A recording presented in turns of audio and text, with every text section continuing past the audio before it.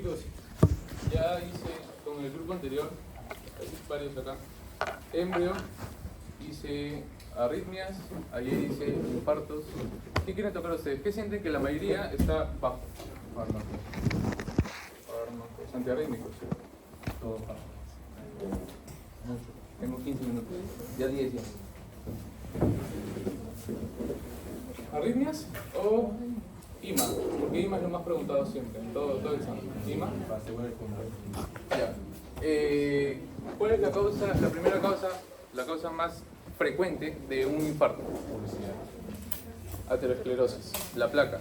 ¿Ya? Para eso también se habla de placa. Tienes tu aorta.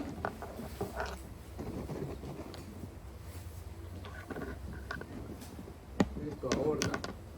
Imaginemos, todo empieza con una lesión endotelial. ¿Ya? Tu aorta se lesiona y ¿qué es lo que va a suceder?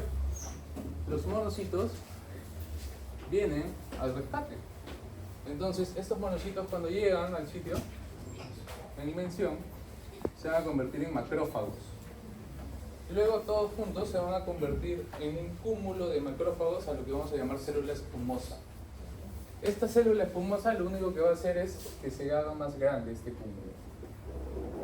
Entonces se hace más grande y todo esto que ven acá es un cúmulo de LDL, grasa que no sirve. ¿Ya?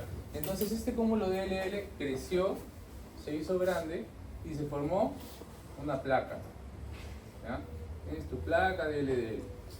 Pero lo que sucede es que la sangre tiene que seguir fluyendo. O sea, porque hay un cúmulo, no va a decir tengo que ir más lento o no puedo ir por ahí, tiene que seguir fluyendo con la misma presión. Entonces, ¿qué es lo más probable? Que choque a la placa y que la placa, dos cosas. Uno, se desarme poquito a poquito y un cúmulo chiquito se vaya volando. O dos, que se vaya desprendiendo desde cero. Y al último, se rompa. ¿Qué es lo que les acabo de hablar? ¿Un cuento? No, la fisiopatología. Y eso suele venir en el examen. ¿Por qué? Fase 0, ¿qué les dije? ¿Cómo empezaba todo? Lesión endotelial. Fase 1, monocito macrófago. Fase 2, célula espumosa. Y es la más preguntada. ¿Ya? Fase 2, célula espumosa. Fase 3, la formación y el aumento de la placa. Fase 4, una placa estable. Fase 5, una placa inestable. Y lo peor que podría pasar es la fase 6, una ruptura de placa. ¿Ya?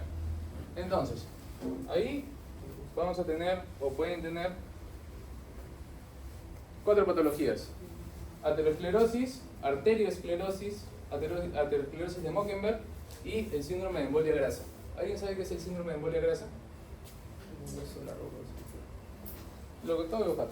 Imagínate que de la aorta, que es tu arteria más grande, se vaya volando hasta tu coronario derecho o alguna cerebral, la cerebral media, que son vasos obviamente de menor calibre. Lo ocluyen completamente o incluso podría decirse hasta un 95%. Si se ocluye, deja pasar isquemia, necrosis, infarto. Esa es la fisiopatología del infarto. ¿Ya? ¿Y eso cómo se le llama? El síndrome de embolia grasa.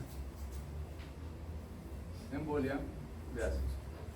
Ahora nosotros tenemos que los IMAs se dividen en dos, ¿cierto? Un IMA ST elevado y un IMA ST no elevado, como lo han estudiado hasta ahora.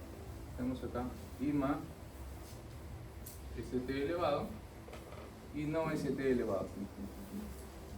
Entonces, imagínense que este es tu ventrículo izquierdo. Este es tu ventrículo izquierdo. Y acá tienes pericardio, tienes miocardio y tienes endocardio, ¿cierto? ¿Qué arteria pasa por el ventrículo izquierdo? La descendente anterior, ¿cierto? La descendente anterior viene, pero no viene exactamente así. Imagínense que va así, ¿eh? Pericardio, endocardio y endocardio. Va así. Esta es tu arteria. Entonces, a tu arteria lo que le va a pasar es, vamos a ocluirla. ¿Cómo lo ocluimos? Como lo de grasa. La ocluimos aquí y la ocluimos acá. ¿Cuál ustedes creen que sería peor que se ocluya? ¿Arriba o abajo? Arriba. ¿Por qué? Porque genera una modificación de las partes inferiores. En resumen, y más fácil para que se entienda, porque ocluye todo. Y acá ya no pasa sangre, y eso lo vamos a llamar transmural. ¿Por qué transmural? Por los muros. Afecta a los 3 muros: pericardio, miocardio y endocardio. Entonces, como va a ser peor, ¿cuál va a ser? El ST elevado. Su segundo nombre, transmural. Y este que solo ocluye el endocardio, subendocárdica. Subendocárdica. Entonces, ahí hablamos de los biomarcadores de infarto. ¿Quién conoce el primer biomarcador o el que primero se eleva? La mioglobina. ¿Cuánto tiempo? 2 horas. ¿Ya? Luego vienen las troponinas, troponina T y troponina I. Ambas se elevan a 4 horas, solo que la troponina I disminuye a los 10 días y la troponina T a los 14 días. Luego viene el CPK-MB, que es un marcador de reinfarto, porque desaparece a los 3 días. Entonces, si tenemos hospitalizado a alguien una semana por infarto miocardio y al 7.º día ya le quieres dar de alta, pero ves un CPK-MB elevado, ¿qué quiere decir? Que se reinfartó. Así de sencillo. Y el último, ¿quién lo conoce? Es el biomarcador que se eleva al último. Pregunta de examen ENAM 2022, creo que lo vi. LDH, perfecto. ¿Ya? Se eleva a las 12 horas de velocidad del infarto. ¿Ya? Entonces, les pregunto, ¿las troponinas son específicas de los infartos o también podemos encontrarlas en anginas? Sí. Sí. Sí que. ¿Son específicos, sí o no? Sí son específicos. Perfecto. Encontramos troponinas. ¿Dónde podríamos encontrar troponina? ¿En el ST elevado o en el ST no elevado? En los dos, chicos, porque es infarto. En los dos. Entonces acá encontramos troponinas positivas. ¿El CPK-MB es específico del infarto como las troponinas? ¿Verdadero o falso? Falso. Podemos encontrar CPK-MB elevado en una angina o incluso cuando te ponen inyecciones intramusculares. ¿Ya? Luego, dijimos que el ST elevado ocluía absolutamente todas nuestras paredes, ¿cierto? ¿Qué es más probable que pase? ¿Isquemia o necrosis? Isquemia y luego necrosis, pero necrosis en general. Entonces, ¿cómo vemos la necrosis en un EKG? Onda Q. Pues acá va a estar presente la onda Q. Mientras que en el ST no elevado vamos a encontrar la inversión de la onda T. ¿Ya? Con respecto al tratamiento, tenemos 2 tipos de tratamiento: la angioplastía coronaria percutánea y la fibrinolisis. ¿Qué quiere decir angioplastía coronaria percutánea? Es que metemos un catéter y aspiramos el coágulo o aspiramos el LDL. ¿Dónde va a ser más factible meter un coágulo? ¿Afuera o adentro del corazón? Afuera. Entonces, la angioplastía coronaria percutánea va a ser propia del ST elevado. Sí, no. Sí, porque aquí vamos a poder meter nuestro catéter y aspiramos esto. Mientras que la fibrinolisis va a ser propia del ST no elevado. ¿Qué quiere decir fibrinolisis? ¿Cómo? Fibrinolíticos, perfecto. Y a eso va la siguiente, son 3 minutos. En angina estable, ¿cuál es el tratamiento? Estable. Pero, una vez ahí. Nitratos, reposo y cambio de estilo de vida. ¿Ya? Pero nitratos en especial.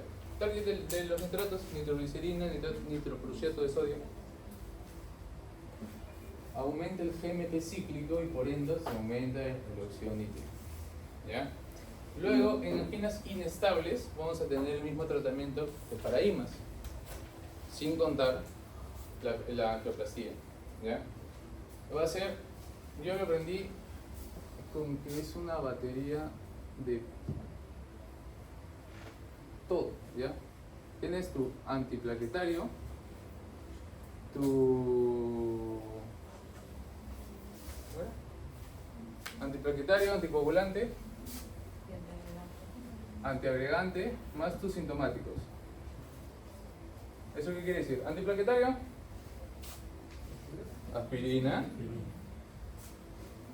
Anticoagulante, heparina o warfa, que es lo más usado. Y antiagregante, o anti-ADP, como yo lo aprendí, anti-ADP, clopidogrel. ¿Ya? Esto de aquí vas a utilizar para qué? Angina inestable, prismetal, IMST no elevado, IMST elevado si lo necesita, algunas arritmias, es lo que normalmente siempre utilizas, estos tres. Y bueno, tus sintomáticos que pueden ser los beta blocks, que pueden ser los calcio antagonistas. ¿Algo más que quieran saber? Tengo un minuto. Efectos adversos de la dioxina. ¿Cómo? Efectos adversos de la dioxina. Efectos adversos de la dioxina. Efecto adverso de la dioxina. De la digoxina, generalmente los pacientes que chicos vienen con intoxicación con digoxina van a tener efectos gastrointestinales. Uno es ese, ¿no? Náuseas, vómitos puede ser uno. Y el otro es que empiezan a ver imágenes de diferentes colores. ¿Ah? Santopsis, ¿no? Es decir, eso es la característica, ¿no? Y lo otro ya son alteraciones típicas del electrocardiograma, ¿no? Lo que se llama alteración cubeta, ¿no? Que es una alteración en la onda T, que va a verse como una a ver, algo, alteración cubeta. La onda T lo va a tener como algo que está por debajo de esto, ¿no? Una carita de se llama onda cubeta, que es característica de la intoxicación por digoxina, ¿no? ¿Qué hacemos ahí? Lo que da la terapéutica es darle anticuerpos contra la digoxina. Ese es el antídoto. El antídoto. El antídoto.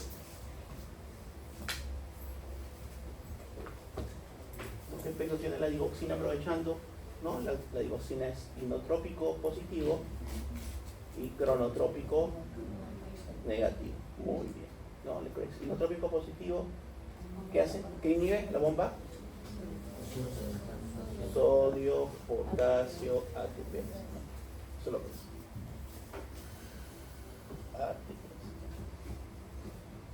Entonces, cuando hace este bloqueo, ¿qué va a pasar? Normalmente, ¿qué hace la bomba sodio, potasio, ATPasa? Normalmente. A ver, ¿bloquea o estimula la bomba sodio, potasio, ATPasa? Porque es diferente. ¿Estimula o bloquea? No, bloquea. ¿Qué estimula la bomba sodio ATPasa? Por ejemplo, la insulina. La insulina estimula. Entonces, normalmente lo que hace fisiológicamente, ¿qué hace? Saca 3 moléculas de sodio, ¿no? Y mete 2 de potasio. Eso es lo que hace fisiológicamente. Pero si yo la bloqueo, ¿qué va a pasar? Va a aumentar el potasio, ¿no? No va a poder, perdón. Si yo la bloqueo, lo que va a hacer es que el sodio permanezca dentro. Entonces no va a poder salir. Y cuando aumenta el sodio, ¿qué hace la célula? Se despolariza, ¿no? Hace una despolarización. Y esta despolarización va a hacer que ingrese ¿qué? El calcio. ¿No? Ingrese el calcio. ¿Y el calcio qué va a hacer? Que aumente el efecto inotrópico, ¿no? ¿Y por qué es cronotrópico? Porque estimula al vago. ¿El vago qué señales lleva? Ya el doctor Vargas me estuvo explicando. ¿Colinérgicas o adrenérgicas? Colinérgicas, la acetilcolina. ¿Y la acetilcolina qué hace con la frecuencia cardíaca? Cuando estimula los receptores M2, ¿qué hace? Estimula. Disminuye la frecuencia cardíaca, ¿sí o no? Así es. Por lo tanto, estimula estos receptores y produce, ¿no?, disminución de la frecuencia cardíaca o que no aumente la frecuencia cardíaca, ¿ya? Entonces tiene doble efecto, ¿no? Tiene un efecto cronotrópico y cronotrópico positivo, ¿ya? Entonces esto es de alguna forma lo que tienen que recordar de la parte de la digoxina. Otra cosa es la digoxina. El otro nombre de la digoxina, como ya han preguntado en el examen, ok. es el anatoxio C. La anatoxiosis. Es Es decir, pertenecen al grupo de los glucósidos cardíacos. Ese es el grupo farmacológico. Entonces tenemos lo que es la digoxina, ¿no? Que la digoxina la utilizamos en forma oral, pero la presentación endovenosa es la anatóxido C, ¿no? Que es la presentación endovenosa de los glucósidos cardíacos, ¿ya? ¿Qué otra cosa es digoxina? Que solamente es sintomático, es decir, mejora los síntomas, pero no la mortalidad, más que todo en insuficiencia cardíaca, ¿no? ¿Cuál es donde utilizamos con mayor evidencia la digoxina, que cada vez se utiliza menos? Pacientes que tienen insuficiencia cardíaca y a su vez tienen fibrilación auricular. Estos pacientes que tienen insuficiencia cardíaca y tienen fibrilación auricular, el medicamento de elección es la digoxina. Chicos, muy bien, entonces esto es un poquito la parte de efectos que tenemos que recordar y cómo actúa la digoxina, ¿ya?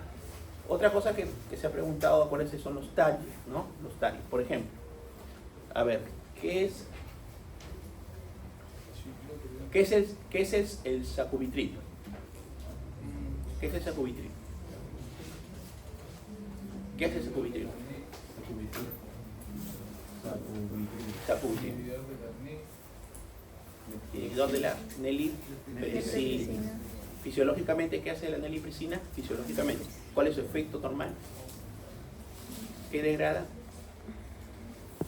Los péptidos natriuréticos.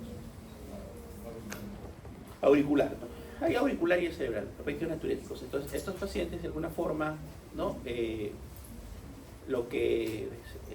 Al darles este medicamento, lo que van a hacer es que los péptidos natriuréticos, como no hay quien los degrade, ¿no?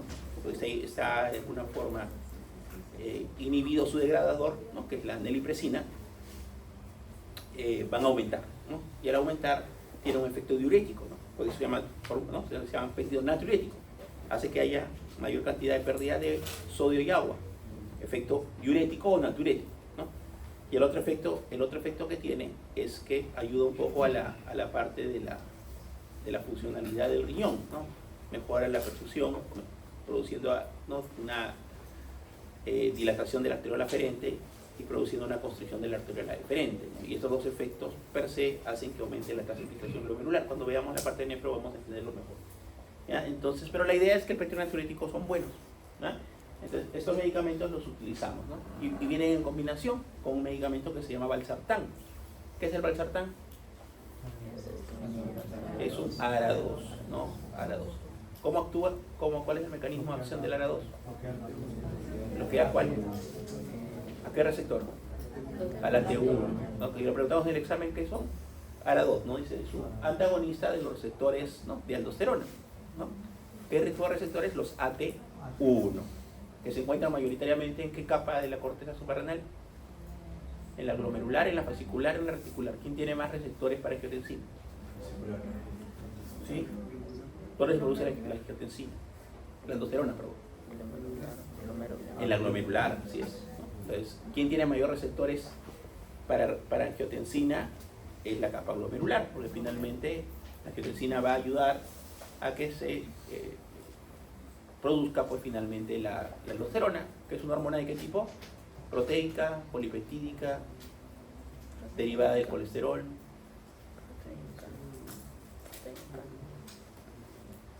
Todas las que son de la glándula suprarrenal son, exceptuando las de la médula, ¿no?